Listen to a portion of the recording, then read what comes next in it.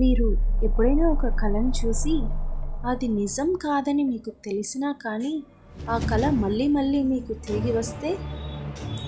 నాకు జరిగింది అదే. ఈరోజు నేను చెప్పబోయే స్టోరీ ఒక సింపుల్ డ్రీమ్ కాదు, కలలో వచ్చిన ఇల్లు. ఇది నా ఇమాజినేషనా, లేక ఆ ఇల్లు నన్ను పిలిచిందా? మీరు ఫైనల్ వరకు వినండి, ఎందుకంటే లాస్ట్లో జరిగే ట్విస్ట్ మీరు ఎక్స్పెక్ట్ చేయరు. కొన్ని కళలు మనం చూస్తాము, కానీ కొన్ని కళలు మనల్ని చూస్తాయి. ఆ రాత్రి కూడా నార్మల్గానే స్టార్ట్ అయింది.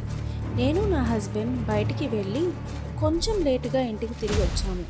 మా మమ్మీ వాళ్ళు కింద ఫ్లోర్లో ఉంటారు కాబట్టి మేము గేట్ దగ్గర నుంచి లోపలికి నడుస్తూ ఉన్నాం. అప్పుడే నాకేంటో కొంచెం స్ట్రేంజ్గా అనిపించింది. టెర్రస్ మీద ఏంటో హడావుడిగా ఉన్నట్లు అనిపించింది. ఇంతలో నా పక్క నుంచి ఎవరో పాస్ అయ్యి స్పీడ్గా టెర్రస్ మీదకి వెళ్ళినట్లు అనిపించింది. చూశాను మమ్మీ వాళ్ళు, కానీ ఎందుకు వాళ్ళు కింద ఫ్లోర్లో ఉండాలి కదా.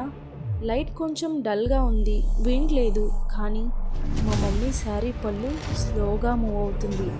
అప్పుడే మా మమ్మీ మా వైపు చూసి స్లోగా చెప్పింది, పైనకి రండి అని. ఆ వాయిస్ నార్మల్గానే ఉంది, కానీ ఏదో డౌట్ వచ్చింది. నా హస్బెండ్ని చూశాను, తనకు కూడా కొంచెం డౌట్ వచ్చినట్లు అనిపించింది. సరే వెళ్దామని స్టెప్స్ దగ్గరికి నడిచాము. స్టెప్స్ ఎక్కుతున్నప్పుడు నేను ఒకటి అబ్జర్వ్ చేశాను. అన్ని డోర్స్ ఓపెన్లో ఉన్నాయి. ఏంటబ్బా, అన్ని డోర్స్ ఓపెన్లో ఉంచారు, కనీసం డోర్కి గడి కూడా వేయలేదు అని అనిపించింది. ఎప్పుడు బయటకు వచ్చేటప్పుడు డోర్ వేసి గడి వేసి వస్తాము, అలాంటిది ఆ రోజు డోర్స్ కనీసం దగ్గరికి కూడా వేయలేదు. సరే లాక్ వేద్దామని చెప్పేసి ఇద్దరం లోపలికి వెళ్ళాము. ఇల్లు మొత్తం చాలా సైలెంట్ అయిపోయింది. లాస్ట్ రూమ్ నుంచి సడన్గా లైట్ బ్లింక్ అవ్వడం స్టార్ట్ అయింది.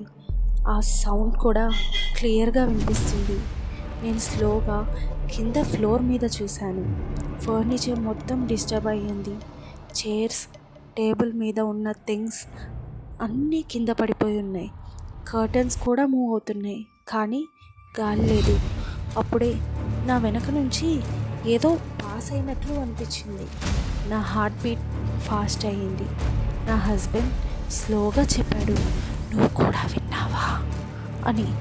అప్పుడే లాస్ట్ రూమ్ లైట్ సడన్గా ఆఫ్ అయిపోయింది.